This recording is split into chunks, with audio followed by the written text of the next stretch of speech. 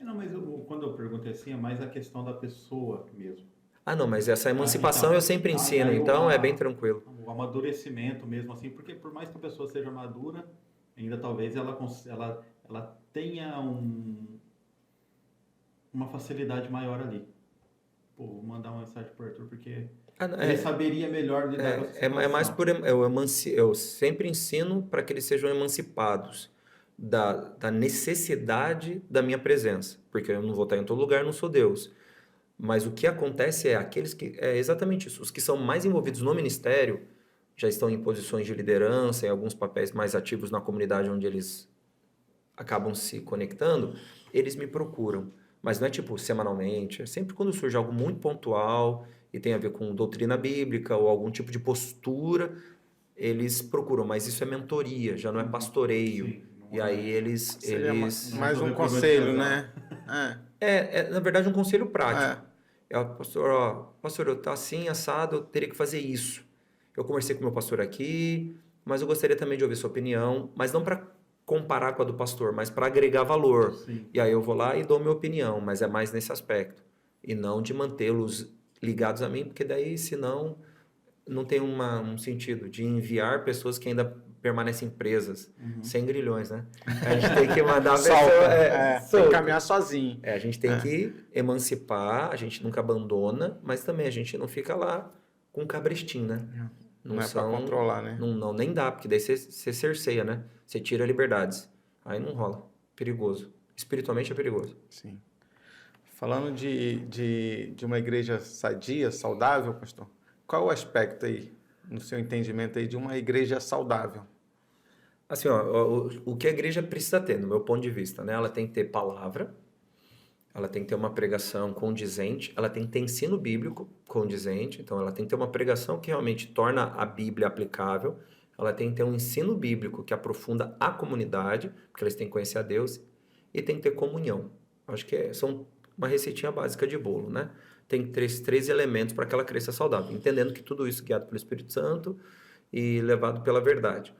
No sentido mais específico, a gente tem que procurar lugares que são idôneos, transparentes, ambientes onde a liderança é acessível, é necessário.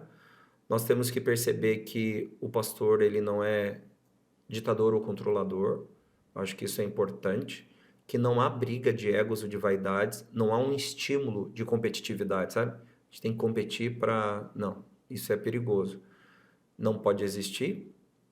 A gente tem que ter esses. Estou citando meio por ar, assim, né? Por alto. Mas essas características. No sentido mais simples, uma pregação cristocêntrica, um estímulo pelo conhecimento da palavra e relacionamento. A igreja tem que ser orgânica.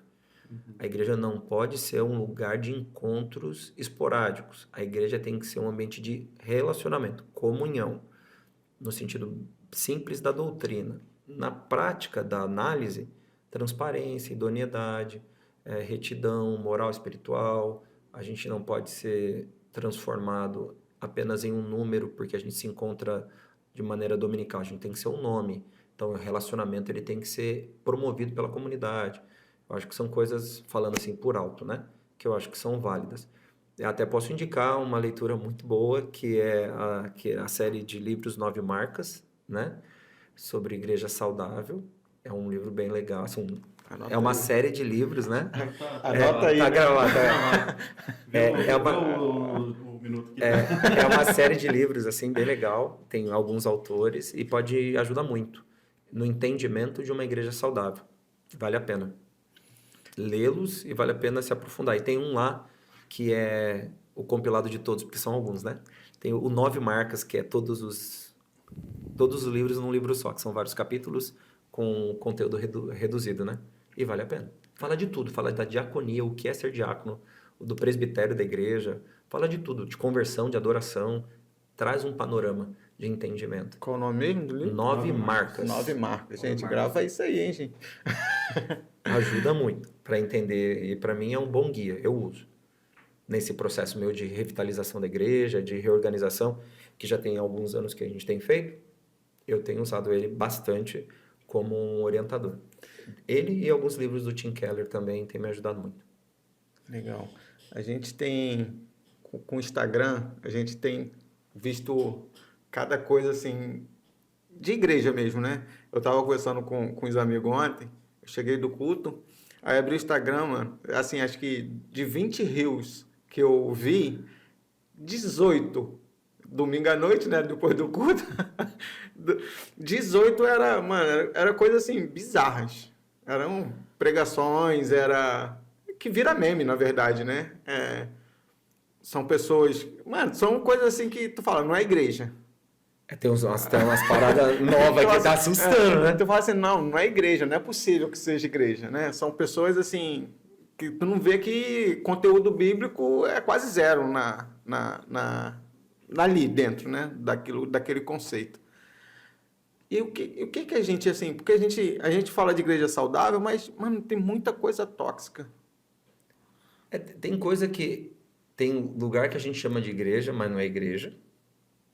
Tem isso importante, é importante ser dito. Tem muita coisa tóxica, mas mas o que é tóxico? Tóxico é algo que contamina, mas a gente usa o termo tóxico para normalmente falar de um lugar que nos violenta de alguma forma, seja emocionalmente, psicologicamente ou até espiritualmente. Eu acho que existe muita igreja que não é igreja, que adotou sincretismo religioso e misturou tudo no mesmo balaio e fala que é igreja, para mim não é, então eu nem levo em consideração. E existem os ambientes tóxicos, que aí vem manipulação, algum tipo de exercício de distorção financeira, de alguma forma, de influência. Então você vê esses lugares acontecendo também. E muito de tudo isso é fruto do quê? Da ausência da palavra. Então, se não existe um interesse bíblico genuíno, não existe forma de você realmente conduzir aquele lugar para o lugar certo, que seria o centro da vontade de Deus. A fala de Deus para Josué não foi tipo, Josué, você é forte, você é um guerreiro e domina sobre o exército, agora que Moisés já vai ficar para trás, vai de arrasto para cima. Na verdade foi, medita nessa palavra e faça de tudo para você cumprir exatamente como ela diz. Então ele teria que ler, ele teria que recitar, porque ele falar, né, dela todos os dias, ele teria que pensar biblicamente para conduzir o povo de acordo com a vontade de Deus. Essa era a ordem, esse era o mandamento.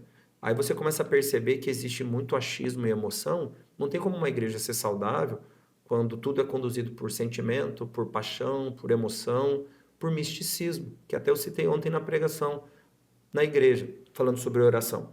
As pessoas definem a experiência espiritual delas ao misticismo. O que é o misticismo? É a ideia de a gente ter uma superstição? Não. O misticismo é a sua revelação pessoal do que é a vontade de Deus. O meu misticismo é aquilo que eu acho que Deus falou. E só cabe para mim. Não cabe para mais ninguém. Logo, eles estão errados, eu estou certo. E isso eu faço individualmente. Tem gente que faz isso tentando convencer todo mundo que todos estão errados. E tem gente que usa do misticismo para justificar suas próprias atitudes. Eu não posso fazer conforme a vida do apóstolo Paulo, porque é o misticismo dele. O meu misticismo é outro. Eu não posso responder o que a Bíblia fala, né, nas cartas apostólicas do apóstolo Paulo e cumprir aquilo, porque aquilo que Deus falou comigo é diferente. Tem gente que diz isso. E aí tem gente que usa isso para fundar uma igreja. Só falta escrever uma nova carta. Mas é assim que as pessoas fazem. Elas criam uma carta para elas, para justificar as atitudes que elas tomam. Então eu não vou fazer o que o apóstolo Paulo falou, porque aquilo é dele, não é meu. Não sei se vocês já viram, alguns grupos anulam algumas cartas do Novo Testamento e tal. Algumas coisas eles não leem. Tem gente que anula todas as cartas apostólicas e só lê os 4 evangelhos. E falam que são cristãos e que todo o resto diz respeito àquele grupo de pessoas, aos de Corinto. Para aquela igreja. Não, a doutrina, eles entendem que real só os evangelhos. Só. Os outros textos não se aplicam. Porque não foi Jesus que disse, foram os apóstolos. E se foram os apóstolos, foram misticismos pessoais. Eles não acreditam na inspiração. Não dessa forma. Aí há um problema. E tem gente que pensa assim e acredita que a minha experiência com Deus é tão própria que eu não preciso obedecer a um padrão. O que torna uma igreja saudável é o padrão. O que Jesus ensinou, o que a gente enxerga até no Antigo Testamento também, é para criar um padrão. Porque isso é o que é saudável. É a vontade de Deus que é saudável. Então, o princípio da sabedoria é temor a Deus. Então, eu tenho que temer a Deus no sentido de reconhecer a autoridade e me sujeitar a ela. Como é que a igreja vai ser saudável? Quando existe autonomia de decisão, de escolha e de direção. Ela não vai ser. E em algum momento ela vai pagar um preço. Essa derrocada, esse fracasso, ele vai acontecer, porque abandona-se o fundamento que sustenta e cria-se um fundamento humano. Historinha do Ministério Infantil.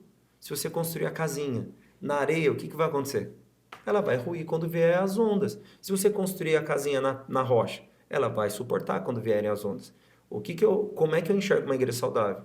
Aquela que foi construída no alicerce adequado, que é aquele firme que permanece. Eu tenho que aplicar isso. Isso é igreja saudável. Todo o resto que a gente disser, não, mas a igreja tem que ter atividade X, Y, Z, isso é útil, mas não é o que garante a igreja saudável. O que garante uma igreja saudável é o fundamento. Ela foi edificada numa rocha, que é Jesus, e que aconteça o que acontecer, ela não vai cair. Essa é a igreja que perdura para sempre, essa é a igreja que vai sendo ataviada na história para encontrar-se com o noivo, essa é a igreja verdadeira. As outras igrejas, vamos falar das comunidades locais, elas têm que seguir esse padrão e ser edificadas na mesma rocha. Por quê? Primeiro, porque elas fazem parte da igreja verdadeira. E segundo, porque esse é o padrão. Se elas não fazem isso, não é grande chance. Ela vai ruir, ela vai cair, porque ela foi criada em uma edificação humana, com sustentação humana, e ela não vai permanecer de pé por tempo suficiente para dizer que de verdade